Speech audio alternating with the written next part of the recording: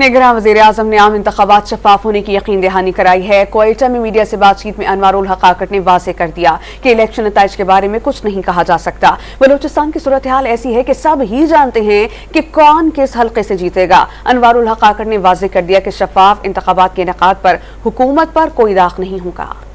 निस्बतन इंशाअल्लाह शफाफ होंगे, साफ होंगे और मुझे को बहुत ज़्यादा तब्दीली भी इस हवाले से नज़र नहीं आ रही है कि बलूचिस्तान हल्का वाइज प्रेडिक्टेबल, जिनको लेवल प्लेइंग फील्ड मिला वो अपने दागों को लेके नहीं चले तो हम कौन सा दाग लेके जाएंगे। और कौन सा दाग होता है? दाग ये होता कि अगर हम इलेक्शन ना कराते। हम इलेक्शन कराएंगे, इलेक्शन कमीशन पाकिस्तान उसको कंडक्ट करेगा। कोई मखसूस सियासी जमात एक दावा लेकर या कोई और दावा लेकर आए, दावे किए जा सकते हैं, वो लोगों को डिसाइड करने दें कि उस दावे में कितना वज़न है, कितना वज़न नहीं है।